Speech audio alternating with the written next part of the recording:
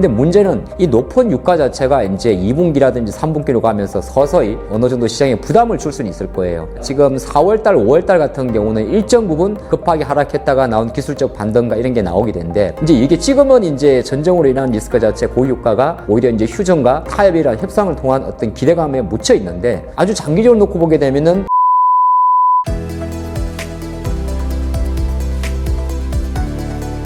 매주 화요일 저녁 8시에 진행되는 무료 특강 아래의 링크에서 신청하세요. 안녕하세요. 데일리경제TV 구독자 여러분, 다시 한번 인사드리는 주식클래스 하창보입니다. 3월은 참 끔찍했던 것 같습니다. 근데 결과적으로 보게 되면 국제 유가는 상당히 높은 배럴에 있고 주식은 많이 흔들렸는데, 신압으로 미국 증시나 한국 증시 같은 경우는 고유가 어떻게 보게 되면 배럴당 $100 넘는 상태에서 상당히 선방했다고 볼 수 있을 것 같고요. 4월이 실적 시즌이죠. 실적 시즌이 과연 이런 불확실성에서 얼마나 먹힐지도 되게 궁금한 그런 달이 될 것 같은데, 시장 관점에서는 가끔 드는 생각이 그 생각이 듭니다. 로우 데이터란 말이 있는데, 시장의 악재도 시간이 지나고 나면 더 이상 악재가 되지 않는다, 그런 뷰가 좀 있는데, 오늘도 그런 이야기도 한번 해보도록 하겠습니다. 미국, 이란 2주 휴전 이후 시장이 안도하는 분위기인데 이 안도 랠리가 이어질 수 있을까요? 랠리라는 표현 자체부터 이제 우리가 한번 정의를 해보면, 랠리라는 건 이제 쭉 가는 거고, 그죠? 안도 랠리라는 건 이제 시장 같은 경우가 악재가 노출됐음에도 불구하고 이제 많이 하락하지 않고 종목별로 이제 상승하는 걸 우리가 안도랠리라고 표현을 하게 되는데, 말씀하신 대로 어떻게 보게 되면 3월 한 달 동안 코스피 같은 경우는 3번 정도 5,000포인트 초반 같은 경우를 터치를 했다가 이제 3월 말 정도 갈 때 거기서 10% 이상 또는 15% 이상 반등을 하면서 5,600, 5,700씩 마감을 했어요. 삼성전자도 뭐 20만 전자, 하이닉스도 100만 원까지 올라왔습니다. 그런 관점인데, 이제 변하지 않는 건 있는데, 변하지 않는 건 역시나 이제 이란과의 협상 자체가 아직까지 클로징이 안 된 상태고 어찌 보면 휴전 상태에 있다 보니까 국제 유가 같은 경우는 우리가 인지하다시피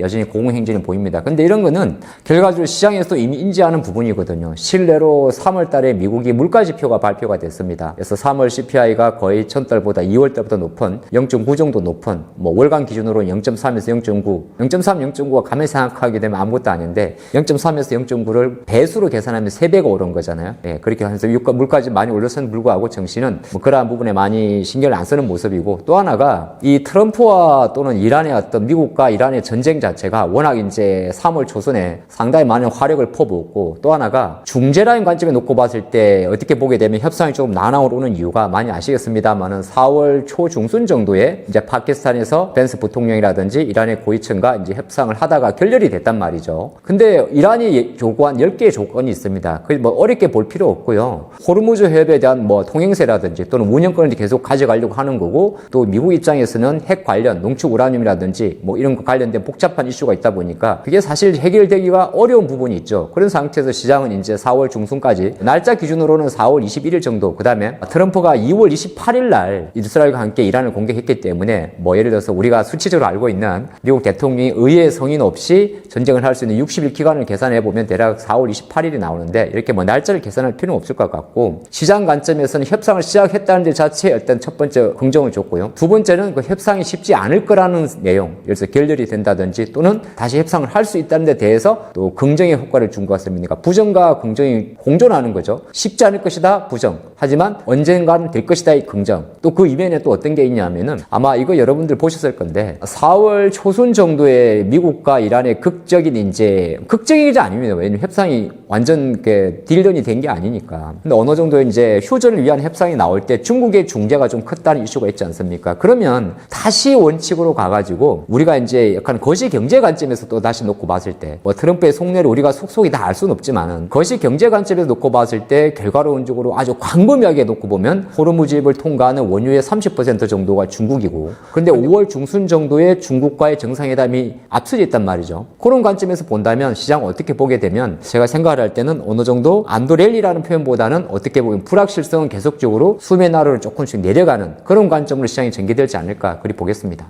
유가가 $90 이상에서 유지되고 있는데 향후 흐름은 어떻게 전망하시나요? 유가 전망은 사실 해외 IB들의 레터를 많이 참조하시는 게 맞기는 맞습니다. 뭐 골드만삭스 같은 경우는 주요 IB들은 $150 이상도 많이 이야기를 하거든요. 근데 이제 이유는 이제 유가의 전망 자체가 높은 이유는 호르무즈 해협을 통한 원유의 물동량 자체가 제한적인 게 첫 번째가 되겠죠. 그게 첫 번째고, 두 번째는 주요 발전 설비의 타격 이후에 많이 파괴가 됐고 걸로 우리가 알고 있지 않습니까? 그 이후에 그걸 대체하는 데 또 시간이 많이 걸리다 보니까 많은 전문가들도 그런 이야기를 합니다. 생각보다 WTI긴 합니다만은 WTI의 흐름 흐름 자체가 많이 내려오질 같지는 않는데 브렌트도 마찬가지고요. 그런 상황이 있기 때문에 지켜보게 되면 유가는 상당 기간 고공행진을 보일 수밖에 없는 그런 과정이 되는 거고, 이런 과정을 가지고 이제 글로벌 투자가나 우리 같은 투자가들도 그래 전쟁은 어느 정도 휴전할 거야. 트럼프식 휴전이 되겠죠. 트럼프식 휴전이 될 겁니다. 트럼프가 원하는, 트럼프가 휴전이라면 휴전이 되는 정도로. 근데 문제는 이 높은 유가 자체가 이제 2분기라든지 3분기로 가면서 서서히 어느 정도 시장에 부담을 줄 수는 있을 거예요. 그러니까 지금 4월달, 5월달 같은 경우는 일정 부분 급하게 하락했다가 나온 기술적 반등과 이런 게 나오게 되는데, 이제 이게 지금은 이제 전쟁으로 인한 리스크 자체 고유가가 오히려 이제 휴전과 타협이라는 협상을 통한 어떤 기대감에 묻혀 있는데, 아주 장기적으로 놓고 보게 되면은 고유가가 만들어낸 실물 경제의 타격 자체는 2분기 중후반 또 하반기로 갈수록 충분히 부담이 될 수도 있습니다. 그래서 우리가 바라보는 관점에서는 다시 기성전 돌아와가지고 유가가 삼각보다 높은 흐름, 그래서 절대치 기준으로는 뭐 많이 아시겠습니다만은 전쟁 발생 전에 우리가 말하는 브렌트유나 두바이유의 평균 가격이 배럴당 대략 한 박스권 상단이 70에서 80달러 정도 됐거든요. 그러니까 거기까지 내려오기 전까지는 고유가를 인식하는 게 맞습니다. 그래서 뭐 경제 전망 같은 경우나 유가 흐름 같은 경우는 호르무즈 해협의 완전 해제 또는 원상가의 전까지는 생각보다 고공행진이 보일 건 누구나 알 수 있는 부분이고, 그리고 이 부분이 2분기 또는 하반기에 분명 시간을 두고 시장에는 부담도 줄 수 있다. 그런 것도 같이 보시면 좋을 것 같습니다.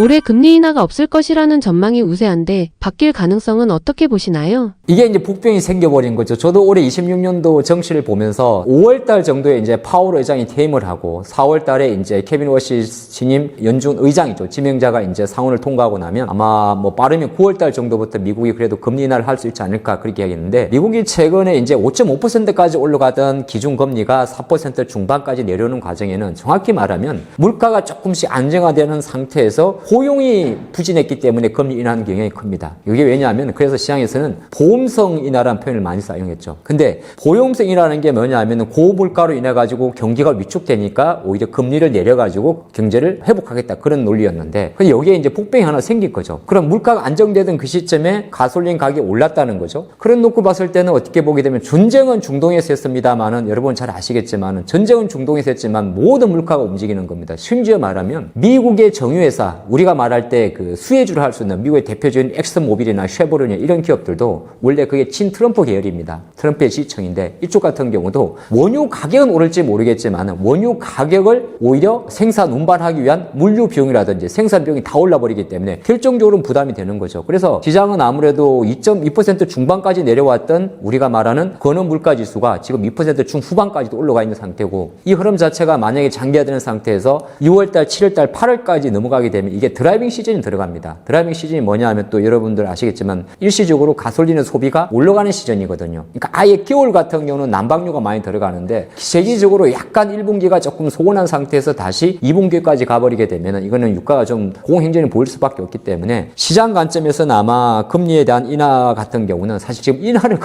인하가 없어진 것을 염려하는 게 아니라 오히려 아주 미약하나마 인상을 좀 우려하는 것도 있거든요. 근데 제가 볼 때는 우리가 패드워치 확률이나 우리가 아마 미국 베팅 사이트 폴리마켓이나 이런 데서 나오는 확률은 사실 뭐 크게 현재 상황에 대한 어떤 투자가들의 심리를 나타내는 거고요. 다른 합표 놓고 봤을 때는 어느 정도 그 최근에 미국에서 이런 지표가 하나 나왔어요. 미시간대 소비자 신뢰 지수라는 게 있습니다. 조사기관 미국 미시간대에서 앞으로 경기가 어떻게 될 것입니까에 대한 전망이거든요. 참조로 지난 3월 미시간대 소비자 신뢰 지수가 47.6 정도가 나오면서 역대 최저치가 나왔습니다. 무슨 말이냐면 미국 국민들조차도 실제적으로 이란 전쟁으로 인해서 유가가 상승한 부분을 실물로 반영을 한다는 거거든요. 그런 관점에 놓고 봤을 때는 생각보다 미국의 금리나 경로에는 오랜 시간이 걸릴 수가 있습니다. 그 부분은 조금 염두해야 되는 부분이고, 여기서 이제 중요한 우리가 투자 인사이트가 하나 있는데 이런 게 있죠. 그러면 금리 인하 안 하면 주식시장이 내려갑니까에 대한 고민이 되는 거잖아요. 이제 그거에 대해서는 사실 조금 여러 가지가 생길 수가 있는데, 실내로 25년도 주식의 강세와 26년도 상반기의 주식의 강세가 과연 금리 인하 때문이었을까 또는 아니면 AI 트렌드 때문이었을까 이렇게 보게 되면 약간 저는 후자에 가깝다 생각을 합니다. 물론 금리를 내려서 주식시장에 들어올 수 있는 돈의 어떤 유동성을 크게 하는 건 되게 좋은 건데, 어찌 보게 되면은 금리 인상으로 가는 그림이 아닌 상황이라면 사실은 시장에 대한 영향이 조금 덜 갖고, 혹시나 시장이 이제 매파적으로 기습적으로 금리 인상한다 하더라도 혹시나 말이죠, 우리가 알 수 없는 거니까. 근데 그거 자체는 아마 일시적일 확률이 되게 높아요. 그래서 시장은 일정 부분 우상향으로 가는 과정에서 중간중간에 금리 인하는 생각보다 어렵고 오히려 금리를 인상해야 되는 거 아니냐는 그런 논리가 일정 부분 시장에 부담을 줄지 모르겠지만, 그 인상은 어찌 보게 되면 인하를 위한 또 인상도 되기 때문에 때문에 장기적 관점에 놓고 봤을 때 일찍 정리해 볼 수 있겠죠. 미국 금리 인하에 대한 경로 자체는 일단 지연됐고 중간중간에 금리 인상에 대한 부담감으로 정치를 누른다면 그거는 일시적일 수밖에 없을 것이다. 즉 그렇게 보고 있습니다.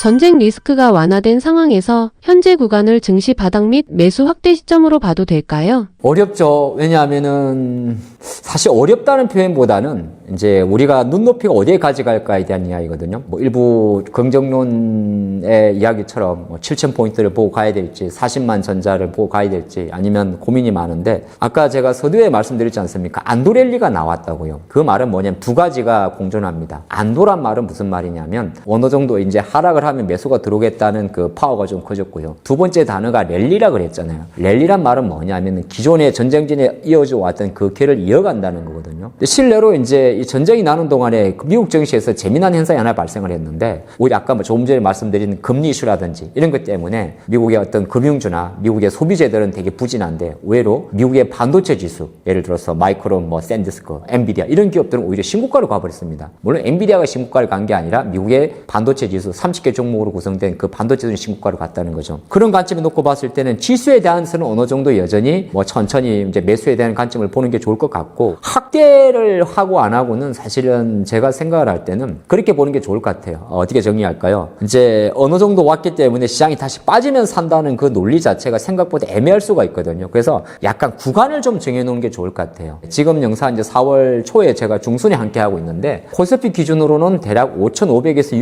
6,100포인트까지는 약간 박스권으로 생각을 좀 하시고 또 반대로 5,500에서 600 정도로 조금 내려왔을 때는 오히려 6,100 이상을 받는 포지션 베팅. 그 다음에 그게 5,900에서 6,000으로 가까이 갔을 경우에는 일정 부분 주간인 상승 가능성은 열려 있지만은 생각보다 속도 조절이 필요한 그런 관점으로 조금 구체적으로 마디 구간이라 그러면 대략 500포인트 정도의 600포인트 정도의 변동성을 열어놓고 보시기 좋은데 뭐 처음에 넣어왔던 첫 번째 질문을 할 수 있는 정시가 바닥이냐 매수 확대 시점에 대한 이야기는 두 개 다 어느 정도 그럴 확률이 높다. 지금 그렇게 생각하고 있습니다. 삼성전자가 분기 영업이익 57조라는 이례적인 실적을 기록했는데 일시적 정점인지 아니면 구조적 성장 초입인지 어떻게 보시나요? 자, 삼성전자가 1분기에 130조의 매출에 57조 원이라는 영업이익을 보였습니다. 이거 아마 언론이 떠들썩했던 것 같고요. 뭐 심지어 최근에 자금 이거는 약간 삼성전자 주가에 초를 치는 건데 삼성전자 노조에서 영업이익의 40조 원 정도를 성과급으로 내라. 그런 말을 따올 정도로 거꾸로 생각하면 노조에서 40조 원을 배당 성과급으로 내라 달라 할 정도면 실제 어마어마하다는 걸 반증할 수가 있을 것 같고요. 일시적이란 단어는 아직은 아니라는 의견이 좀 지배적입니다. 그게 이제 왜 그러냐면 57조란 영업이익에 보면 이제 반도체 가격 자체가 뭐 작년에 범용 메모리 지난번에 잠깐 말씀드렸지 하나의 상품으로 말씀드리면 DDR4